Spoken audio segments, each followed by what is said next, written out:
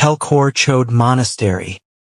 The next morning, we woke up early, had breakfast, checked out, and traveled to the peaceful town of Gyanch, situated at nearly 4,000 meters above sea level. We visited the Pelkhor Chode Monastery, an ancient monastery dating back to the 13th century, located on an isolated hill. The monastery serves as a spiritual center for the local people. The front of the monastery features rows of prayer wheels, and the overall structure is a multi-dimensional architecture with a wall that runs around the hillside, enclosing the monastery like a sturdy fortress. Like many other ancient Tibetan monasteries and temples, this one has preserved its historic architecture.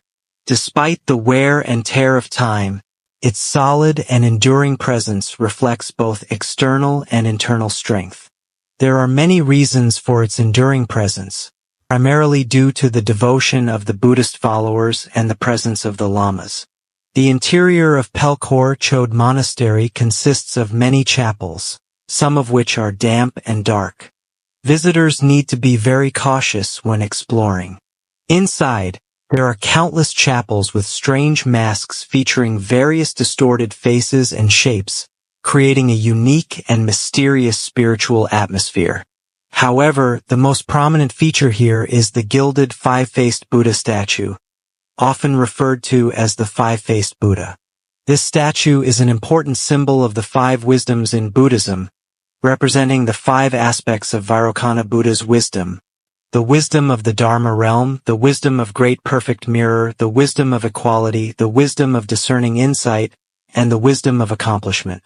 In addition to the Buddha images, the monastery also houses a vast and rich collection of scriptures. It is truly a repository of ancient wisdom and unparalleled mystical philosophical values. Alongside this, there are many Buddha statues and bodhisattvas worshipped here with great reverence. All are masterpieces, intricately carved from aged wood. Each statue has its own unique style and posture, but they all emanate a sense of compassion and sanctity.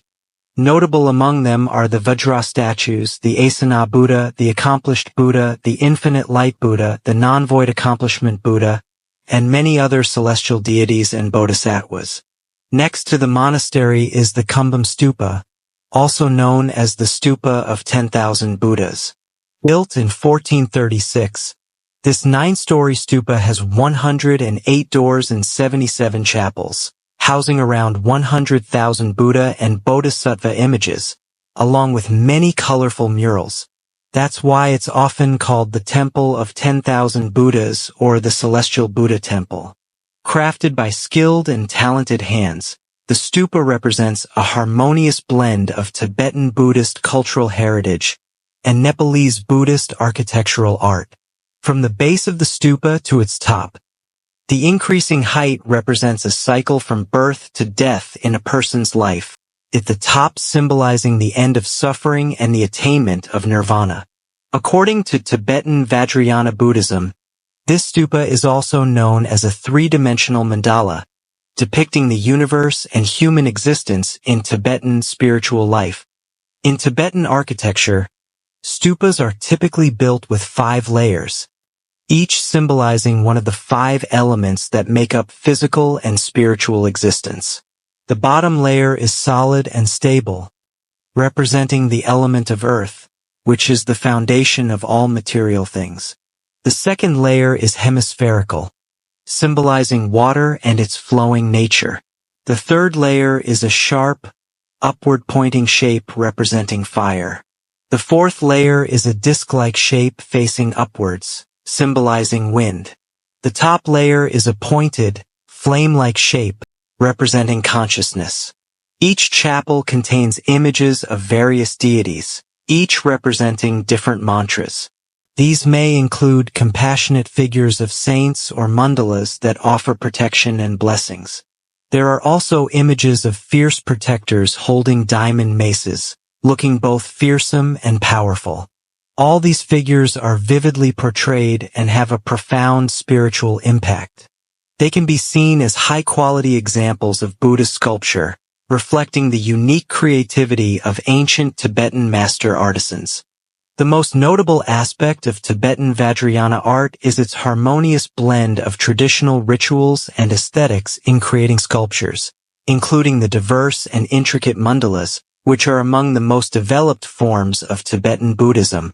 Mandalas are understood as precise representations of the heavenly realms, with a central square surrounded by a circle adorned with images of Buddhas or Bodhisattvas. Generally, mandalas are believed to help beings enter the divine realm, nurturing positive seeds and leading to enlightenment. Over time, it has been thought that the primary meaning of a mandala is as a gathering place, the abode of Buddhas and saints. After circumambulating and venerating the Buddhas, we headed to the souvenir shop, where we bought a few Buddha statues to be blessed by the lamas at Tashalumpo Monastery and picked up some Tibetan incense as gifts for friends.